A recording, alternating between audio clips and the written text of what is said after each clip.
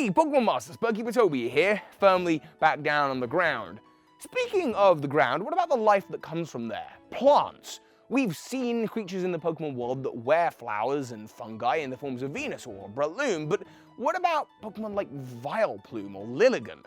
They're not just vegetation, they're actual creatures. So where would they fit on our phylogenetic tree?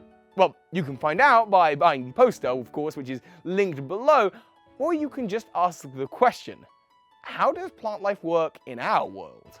Well, in our world, flora or plants are part of a totally different category of life.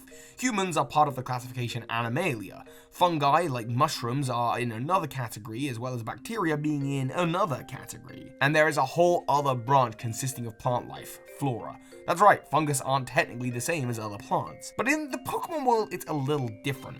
Because if Pokemon are like animals, and no, people in the Pokemon world aren't Pokemon, but I will get to that, then plant-like Pokemon like Vileplume, they're not plants. Regular trees and flowers and grass still exist in the world of Pokemon. Instead, these plants, they are Pokemon, they are animal creatures. So where did they come from? Well, first, let's see what we have on the table here. The cactus like Maractus and Cacturne, as well as Ferrothorn, Jumpluff, Cherrim, Abomasnow, and Sunflora. And there's also Gourgeist and Tangrowth, alongside the carnivorous plant Pokemon Carnivine and Victreebel. So there is a vast array of plant life here. Where could they all have evolved from? What animal in the world of Pokemon could these Pokemon have adapted from? There are plenty of Pokemon that have plant-like traits that could be the origin, the ancestor to all these life forms. But I suspect it's Cradily, an echinoderm, which in our world hasn't evolved very much. This due to the water lily that Cradily is based off being rooted in under the sea. However, Cradily is a living being with the ability to move, and it has, according to its Pokedex entries, come on land to hunt. While exploring its new habitats, these Pokemon would have evolved to the new environments very differently, likely wanting to adapt to the surrounding plant life to blend in, and that has given us the variety of different plants that we see today. Stretching from snowy environments, we get Abomasnow, or desert environments, we get our cactuses, or their descendants is mimicking traits of deadly funguses to survive in the forms of Shiinotic and Amoonguss. This makes Cradily a pivotal fossil in the history of Pokemon. Additionally, there is another form that these Pokemon begin to take.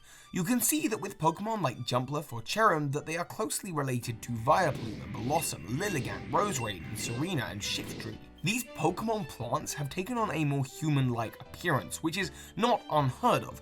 We've seen this over in Mammalia, where by way of convergent evolution, we see many other Pokemon with human-like traits. We will come back to this in just a moment, but there is one more plant Pokemon that we have yet to mention of particular interest, Dhelmise. Dhelmise is not actually the anchor, it just likes hanging around anchors. It is in fact the seaweed. Possessed seaweed. Yes, there is ghosts in the world of Pokemon, and we are now beginning to enter the realms of the more mystical. You see, with these ghost plants like Dhelmise or Gourgeist or these human plants, you can see how they would easily evolve into the likes of these fairy plants, Whimsicott, Comfey, and Florges. And now life has yet again taken a whole new branch in evolution. The fairies or sprites. This is where I'm going to put Pokemon that typically people have a lot of trouble placing on these evolutionary trees. Chimecho may well have evolved from some kind of seed. Klefki too is a fairy, much like Comfey, for Comfey's flowers aren't actually part of the Pokemon, it just picks them up, and in the same way, Klefki picks up keys. Marwal's head looks a lot like that of the head of a pitcher plant, and these Pokemon may well have given rise to the final more human-looking species of Pokemon. Gardevoir, Gallade, Jinx, Gothita, and Mr. Mime. Lots of people suggest they may have evolved from humanoid Pokemon like Sora and Throh, but I don't believe that at all. Nor do I think they are related to humans. Again, I will be getting to that. I believe that these Pokemon, these fairies, through the chain of plants to humanoid plants to fairy-like plants to fairies, to be a continuum, and they've all been given rise by way of the echinoderms and Cradily.